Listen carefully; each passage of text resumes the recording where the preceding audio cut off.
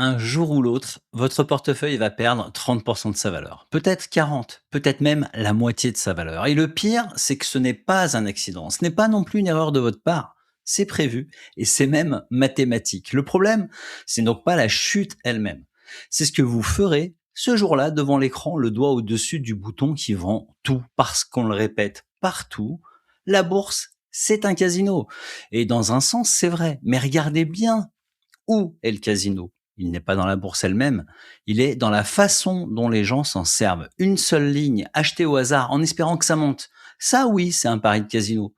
Sauf qu'un portefeuille diversifié, tenu 20 ans, ce n'est plus un pari, c'est un placement. Et la bourse n'a pas changé. C'est vous qui avez arrêté de jouer. Un placement, ça obéit à une règle et il y a un prix à payer dans le temps. C'est ça la règle. Une ou plusieurs baisses des marchés boursiers que vous traverserez forcément en chemin. Personne ne vous a jamais chiffré cette perte, mais moi je vais le faire dans cette vidéo. Voilà donc la vraie question de cette vidéo. Quel est ce prix réel sur 20 ans, celui des baisses inévitables des marchés? Et comment construire le seul portefeuille qui vous permet de tenir quand les marchés chutent au lieu de vendre au pire moment? Et je garde le plus important pour la fin. Il y a une situation où le conseil tenez bon est le pire que vous puissiez suivre. Une seule situation. Tant que vous ne savez pas laquelle, vous investissez à l'aveugle. On y arrive. Une précision utile avant la suite. Tout ce que je détaille ici, je l'ai condensé dans une formation gratuite de 7 jours, par mail, une leçon par jour. Le lien est en description, c'est gratuit, et la désinscription se fait en un clic. Regardez le tableau qui s'affiche à l'écran. C'est lui qui chiffre le prix dont je viens de parler. Il répond à une question simple. Si vous investissez et que vous tenez suffisamment longtemps, quelle baisse allez-vous probablement traverser en chemin? Et soyons clairs sur l'origine de ces chiffres. Ce n'est pas mon avis, c'est le résultat d'un modèle mathématique classique. Or, ce modèle dépend de deux entrées seulement. Deux entrées seulement. Le rendement que vous visez et l'ampleur des secousses, ce que les financiers appellent la volatilité. Prenez la ligne d'un portefeuille diversifié qui vise environ 10% par an sur le long terme. Une baisse de 10%, c'est une certitude. Vous vivrez forcément une baisse de 10% dans votre vie d'investisseur. Une baisse de 20%, même chose, une certitude. Une baisse de 30%, elle est quasiment garantie. Et même une baisse de 40% devient nettement plus probable qu'improbable. Une baisse de moitié reste possible, environ une chance sur 3 à l'échelle d'une vie d'investisseur. Donc, si vous investissez sur 30 ans, vous traverserez très probablement au moins une année autour de moins 30%. Et vous avez une vraie probabilité de voir votre portefeuille baisser de moins 40%, voire davantage. Voilà le prix à payer pour investir. Et ce prix, ce n'est pas de l'argent que vous sortez de votre poche, c'est une baisse à l'écran que vous devez accepter en chemin et rien de plus. Et voilà, vous tenez déjà l'idée la plus importante de la vidéo. La chute, ce n'est pas le risque. Le risque, c'est de la confondre, cette chute, avec un signal de vente. Et c'est exactement là que tout se joue. La méthode complète pour traverser ces baisses sans paniquer, je la déroule jour par jour dans la formation gratuite en description. Si vous voulez l'avoir sous la main, le jour où votre écran affiche du rouge, c'est le bon moment pour la récupérer. Ouvrez-la dans un nouvel onglet, on continue la vidéo. Maintenant, une seconde, simplement pour que vous sachiez qui vous parle. Je m'appelle Alain Poncelas, j'investis sur les marchés depuis 1994 et j'ai passé une certification en analyse financière à plus de 50 ans pour combler mes propres angles morts. J'investis mon propre argent et je n'ai aucun lien d'affiliation. Et je vais être clair, je déteste le catastrophisme.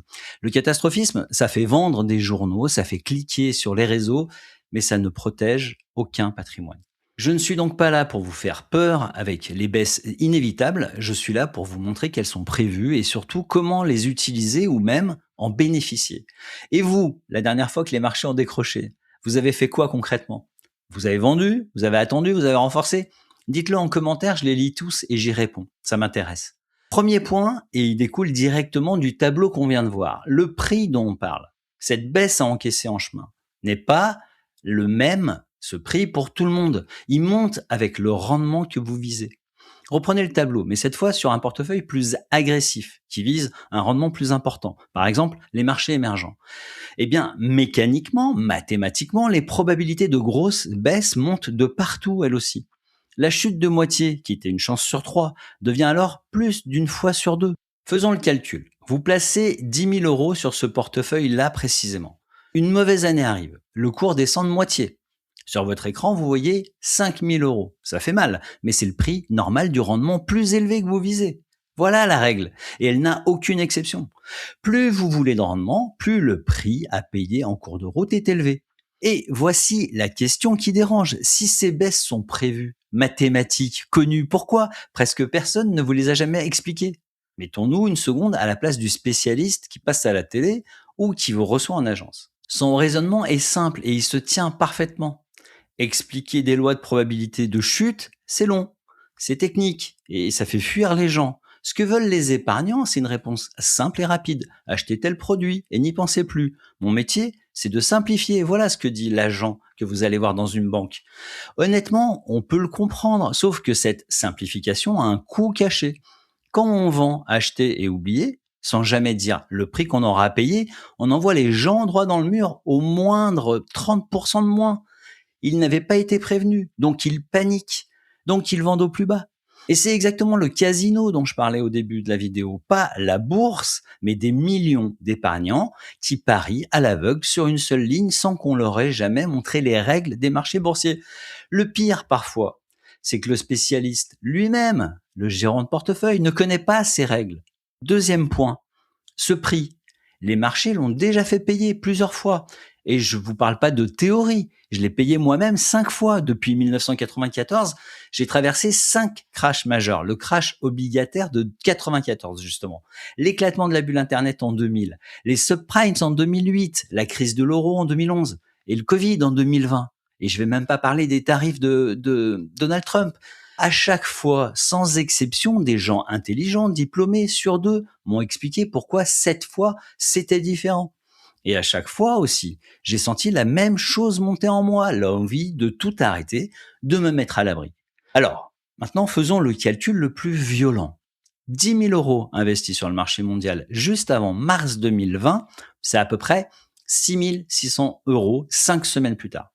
Sur le papier, un tiers du portefeuille s'est évaporé en 5 semaines.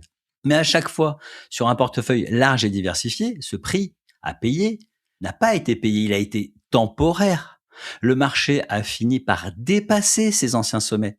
Alors pas le lendemain, parfois après des années. Mais ceux qui ont tenu, eux, ils ont été payés. Parce que cette fois c'est différent reste la phrase la plus chère de l'histoire de la bourse. Alors, maintenant, je me dois de vous partager un discours qui est différent du mien, un discours qui est relativement solide. Quelqu'un qui pourra être honnête, honnêtement, vous dira ceci.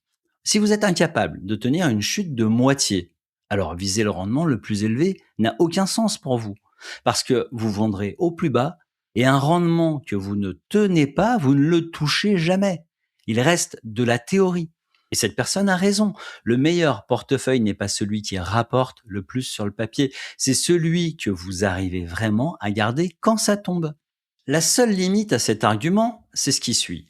Le prix que vous acceptez, c'est une décision à prendre à froid, à l'avance, pas une découverte que vous faites dans la panique le jour où l'écran affiche moins 30%. Et c'est ici que se referme le piège dont je vous parlais au début, parce que tout ce que je viens de dire, la chute est temporaire, le marché remonte, tenez bon, tout ça, ça vaut pour un portefeuille diversifié, pas pour un portefeuille qui est composé d'une seule ligne. Une seule ligne, ça ne remonte pas toujours. Ça peut tomber et ne jamais revenir. Et j'en ai fait l'expérience personnellement au début des années 2000. On me parle d'une grande entreprise too big to fail, impossible à couler. Parmalat, le fleuron du capitalisme italien. Des dividendes réguliers, un bilan rassurant, tout le monde dans mon entourage détenait cette action. Une valeur réputée sûre. Et ben, 3 ans plus tard, scandale comptable. Le cours a été divisé par 20 et il n'est jamais revenu au niveau où je l'avais acheté. Et maintenant, parlons du piège que je vous ai annoncé en début de vidéo. Et voilà la réponse que je vous avais promis. Sur un portefeuille diversifié, une chute est un prix momentané. Elle est temporaire. Sur une seule ligne, quand un portefeuille est composé d'une seule grosse ligne, ce n'est plus un prix temporaire, c'est un risque de ruine. Ne confondez jamais les deux, parce que c'est ça le vrai pari de casino. Croire qu'une seule ligne sûre se comporte comme pourrait le faire un portefeuille diversifié. Et si vous avez vendu en panique ou misé gros sur une seule ligne, ne vous flagellez pas. C'est humain. Et surtout, on vous avait pas donné les règles du marché. Le mot «sûr» vous a été vendu comme une garantie parce que personne n'a intérêt ou le temps de vous expliquer et que vous puissiez regarder le prix réel d'un peu plus près. Vous, maintenant, après cette vidéo, vous le savez. Donc la prochaine fois, la décision de vendre ou de tenir votre position, vous pourrez la prendre à tête reposée. Maintenant, en pratique, voilà une grille simple pour distinguer une baisse normale des marchés d'une vraie cassure. Trois questions. Question 1. Est-ce une baisse à l'intérieur d'un portefeuille diversifié ou sur une seule ligne d'investissement? Parce que sur une seule ligne, la règle du prix ne s'applique pas. Question 2. Est-ce que quelque chose a vraiment changé dans ce que vous détenez? Ou est-ce juste le cours de bourse affiché qui a changé? Troisième question, pour combien de temps investissez-vous? Parce qu'au-delà de 7 ans, une baisse d'un an n'est qu'un détail. Et la question qui résume tout à poser avant d'investir et jamais après, si ça tombe de moitié demain, qu'est-ce que je fais? Si la réponse est je vends en panique, alors réduisez la position jusqu'à ce que la réponse, votre réponse, devienne j'attends que ça remonte. Vous vous dites peut-être alors je reste sur mon livret A et mon fonds en euros, zéro chute, donc zéro prix à payer. Alors, c'est vrai, mais c'est le seul placement sans prix visible et c'est aussi le seul sans rendement réel parce que après l'inflation, le pouvoir d'achat recule doucement chaque année. Refuser de payer le prix n'est donc pas gratuit, même dans le cas du livret A et du fonds en euros. C'est juste que vous payez un autre prix, plus lent, plus sournois, qu'on ne remarque pas sur son relevé de compte. Alors dites-moi dans les commentaires, pour vous, quelle est la ligne de votre portefeuille sur laquelle vous avez le plus de doutes aujourd'hui? Alors, je réponds à tous les commentaires. Trois choses et une seule réponse à la question du départ. Un, une baisse de 30, 40, 50% sur un portefeuille diversifié, ce n'est pas une erreur de stratégie, c'est le prix à payer pour avoir du rendement. Deux, plus vous visez haut, plus ce prix est élevé, sans aucune exception. Trois, le prix ne se paye pas tant que vous n'avez pas vendu. Le prix à payer, c'est la souffrance de voir les cours baisser. Mais ce prix ne se cristallise pas, n'est pas impacté sur votre portefeuille tant que vous n'avez pas vendu. Et il ne se paye ce prix jamais sur une seule ligne, car là, ce n'est plus un prix, c'est une ruine possible. Alors, le seul portefeuille dont vous avez vraiment besoin, ce n'est pas le plus brillant ni le plus agressif. C'est celui qui est construit pour que vous le gardiez quand tout le monde vend. Un socle diversifié qui transforme ces chutes en simple prix à traverser, la douleur de la baisse, au lieu d'un piège qui vous réduit à néant votre portefeuille réduit à zéro au pire moment. Et c'est exactement ce qu'on construit étape par étape dans la formation gratuite de 7 jours. Pas une promesse de gain, une méthode pour bâtir un portefeuille que vous tiendrez sur 20 ans et ne plus jamais vendre en panique. Une leçon par jour, par email. Le lien est en description, c'est gratuit et la désinscription se fait en un clic. Et il y a une pièce qui complète tout ce qu'on vient de voir dans cette vidéo parce que tenir, c'est seulement la moitié du travail. L'autre moitié, c'est d'avoir un plan concret avant que ça tombe. Quoi faire le jour J? Combien de liquidités garder prêtes à déployer quand tout le monde panique? Et surtout, dans quel ordre? Alors j'en ai fait une méthode complète, étape par étape. Elle est juste là dans la vidéo qui s'affiche.